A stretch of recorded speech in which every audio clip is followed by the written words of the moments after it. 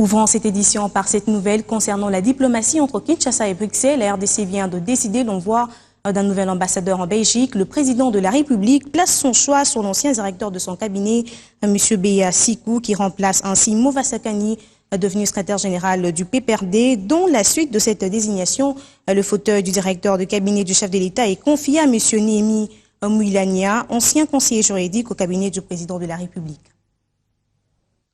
Ordonnance numéro 15/036 du 26 mai 2015 portant nomination d'un directeur de cabinet et de 2 directeurs de cabinet adjoints du président de la République.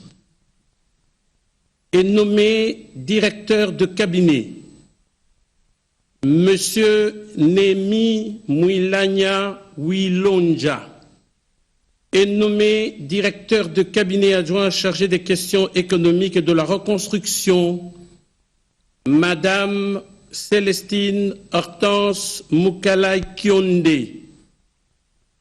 Est nommé directeur de cabinet adjoint chargé des questions politiques, administratives et juridiques, Monsieur Jean-Pierre Kambila Kankwenda.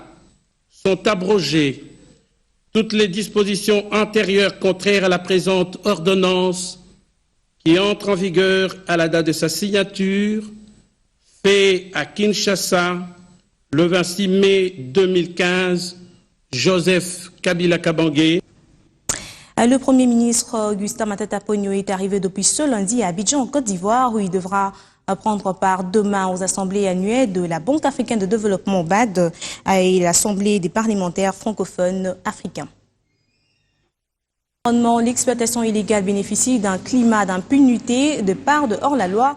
Au cas de contre-effort, cette société forestière libanaise qualifiée d'illégale vis-à-vis de la législation réglementant les secteurs, ce cri est de Greenpeace qui décrit cette illégalité après 2 ans d'investigation menée dans les concessions forestières de cette entreprise. Au regard des informations récoltées, cette organisation internationale qualifie les activités opérées en ce lieu de chaos symptomatique. Après 2 ans d'investigation dans les concessions d'exploitation forestière de la société libanaise Cotrefort, Greenpeace décrit l'illégalité dans l'opérationnalisation de cette entreprise et qualifie les activités de chaos symptomatique. Il l'a dit lors des échanges avec la presse ce mardi. Les activités de Cotrefort sont caractérisées par des violences sociales et environnementales de longue date, des irrégularités telles que l'exploitation forestière sans permis valide et le non-respect des quotas pour les espèces menacées telles que la formosia, qui se produisent quasiment à un niveau institutionnel. Les missions de terrain de Greenpeace Afrique et de l'Observateur indépendant ont démontré que Cotrefort est un exemple frappant d'entreprise opérant sans égard pour pratiquement toutes les réglementations et législations du secteur forestier en RDC. Et pour plus d'implications en vue d'améliorer la gouvernance forestière, Greenpeace recommande au gouvernement des mesures adéquates et des sanctions sévères vis-à-vis des illégaux. Greenpeace demande au gouvernement congolais de maintenir le moratoire sur l'allocation de nouveaux titres qui est en vigueur jusqu'à présent et que cela soit jusqu'à ce que toutes les conditions qui ont été établies par la loi soient réunies. De révisiter la revue légale qui a été faite et plus particulièrement la situation des 2 titres illégaux détenus par Cotrefort. De cesser l'émission des permis CITES pour la formosia et de suspendre l'exploitation de la formosia jusqu'à ce que la mise en œuvre soit améliorée et que la situation soit sous contrôle. Cette démonstration n'est pas la première. Dans le secteur, l'on espère que cette fois-ci sera la bonne. En solidarité à la population du territoire de Béni, victime de récentes atrocités et massacres, la population de Bukavu a répondu massivement au mot d'ordre de la nouvelle dynamique de la société civile de Béni, mot d'ordre appelant à la marche contre l'insurrection des Raïa Mutomboki à Béni. L'objectif, selon les organisateurs de cette marche pacifique et silencieuse, est d'inviter les dirigeants nationaux et provinciaux à trouver une solution appropriée au massacre des populations civiles de Béni, Lubero, Butembo, Karingeti dans la province du Nord Kivu voisine. C'est pourquoi cette population a suivi scrupuleusement les mots d'ordre lancés par la nouvelle dynamique de la société civile du Congo NDC.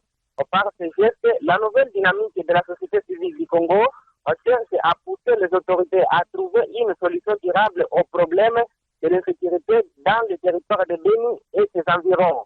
La nouvelle dynamique de la société civile, section de Bukavu, révèle dans son bulletin hebdomadaire qu'elle a enregistré 25 cas de carnage avec 100 morts dans l'intervalle de 5 mois à Beni.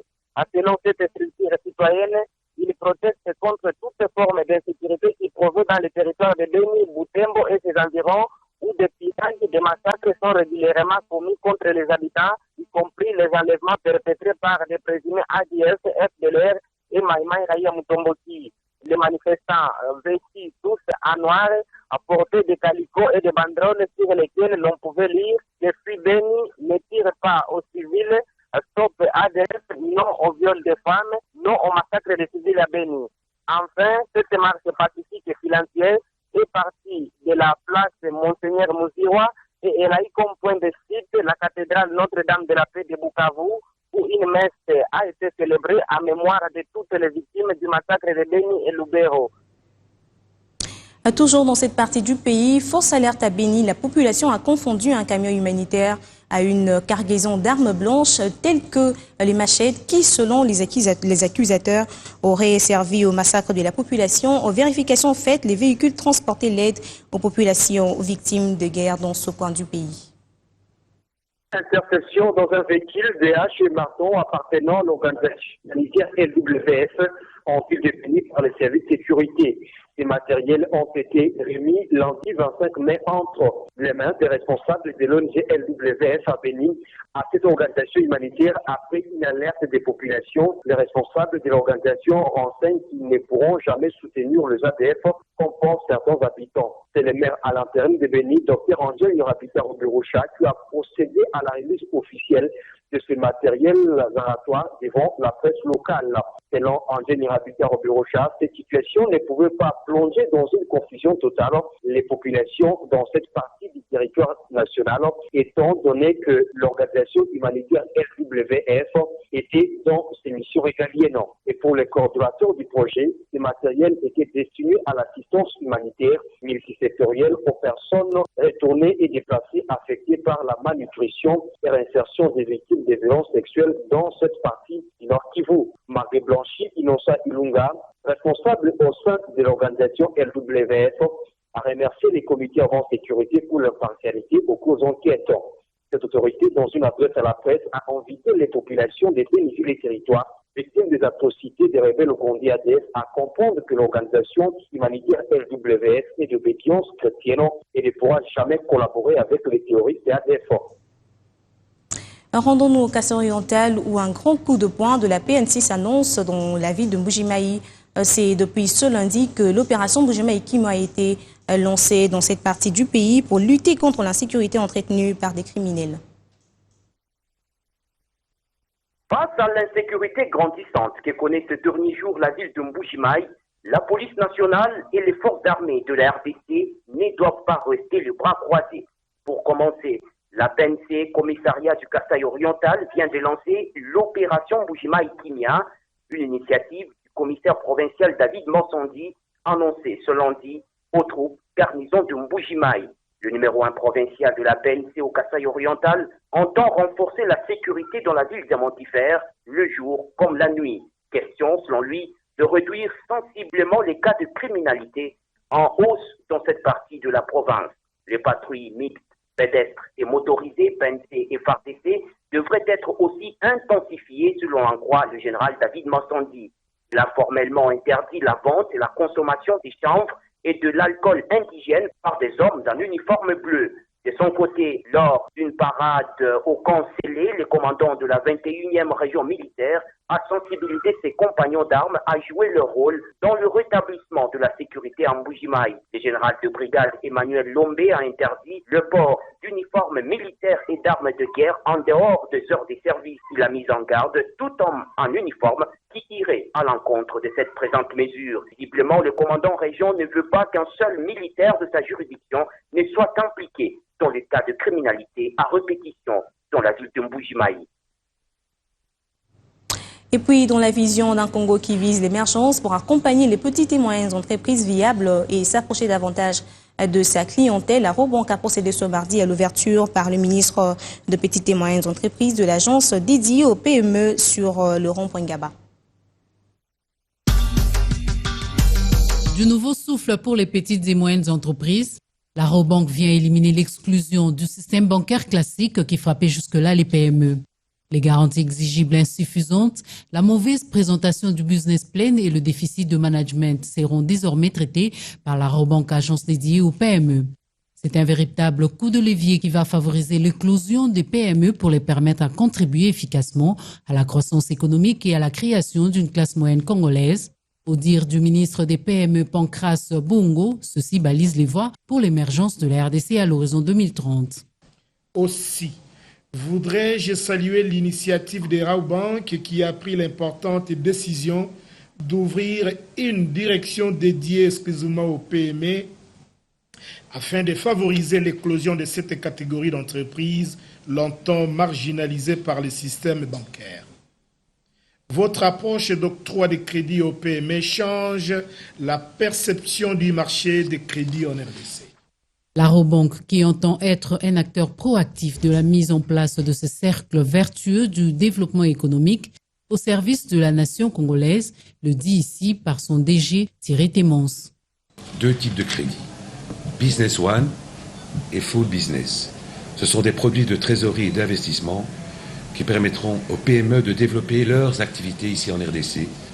Les accords conclus à ce jour en RDC avec la Robank le sont avec la SFI et Proparco pour un montant global de 25 millions de dollars. Ce sont des signes concrets de cette démarche proactive de la Robank vers le tissu entrepreneurial congolais dont le potentiel de développement est important. Outre l'octroi des crédits, la Robank compte renforcer les capacités techniques et managériales des PME pour les rendre compétitives. Et puis en sport, le 3e tour international du cyclisme de l'RDC débute le 13 juin prochain à Kindu dans le Maniema et l'arrivée interviendra le 25 juin prochain à Kinshasa. Il va se parcourir en 9 étapes. Le président de la Fédération congolaise de cyclisme, Sylvestre Moutayo, nous donne plus de détails. Je vous confirme qu'il y aura le Tour du Congo, 3e édition, du 13 au 24. Le départ sera donné à Kindu. Le départ sera donné à Kindu dans la province de Maniema, en circuit fermé.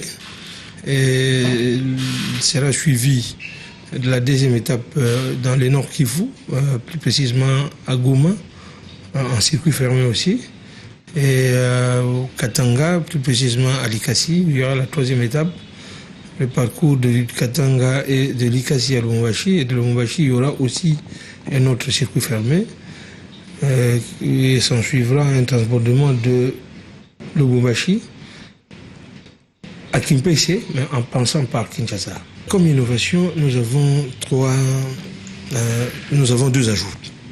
Nous avons la province du Maniema, nous avons la province du Nord Kivu, et nous avons enregistré comme participation de nouveaux pays, la Hollande, l'Allemagne et l'Italie. Comme pays européens, bien sûr. Et en Afrique, nous avons comme nouveau pays les îles La Réunion. Et l'Angola, bien sûr, comme voisin direct de la RDC. Séparons-nous par cette note d'espoir. Pour certains écoliers de l'RDC, Olivia, la star américaine sur la terre congolaise, déclare motiver son retour à Kinshasa par le souci de concrétiser 2 projets. La réalisation du clip d'une de ses chansons dédiée à la RDC et l'assistance par l'entremise de sa fondation aux élèves démunis. Ce sont des choix de cœur qui ont poussé la star new-yorkaise d'origine jamaïcaine, Olivia Teresa Longot, à faire un comeback sur la terre congolaise. Une présence justifiée d'abord par le tournage du clip de la chanson Let's Congo Rise, un single dédié à la RDC et qui connaît la participation des artistes congolais de renom à l'instar de Pascal Lokwakanza, Bill Clinton Kalonji ou encore Papa Wimba. Eric m'a convié à ses projets et quand il m'a fait écouter un peu le thème, Et quand il m'a parlé aussi du projet, je n'ai pas du tout hésité, quoi. J'ai pas du tout hésité. Et je n'ai pas cherché à savoir qui seront, qui viendra, qui va chanter. Non, j'ai pas voulu savoir tout ça, quoi. Je me suis lancé directement. Et sans condition en plus.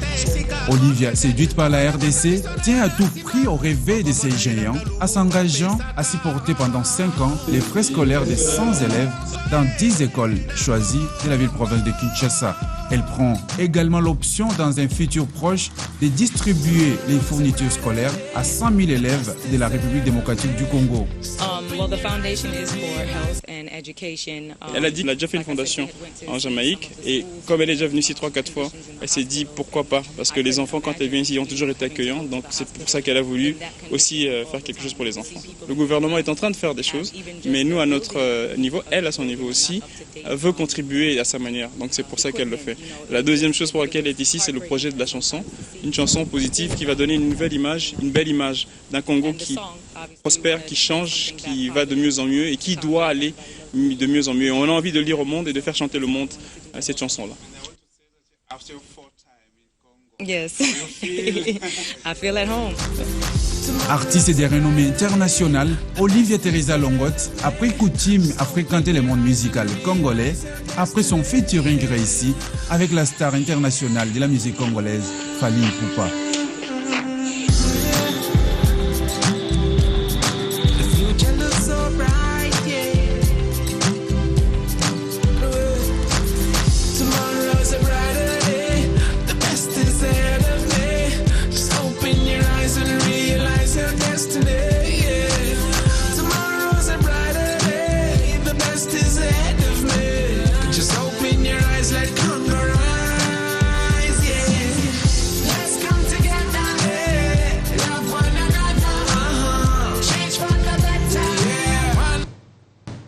C'est par cette belle mélodie que nous mettons un terme à cette édition d'actualité. L'information est en continu sur www.bone-tv.com.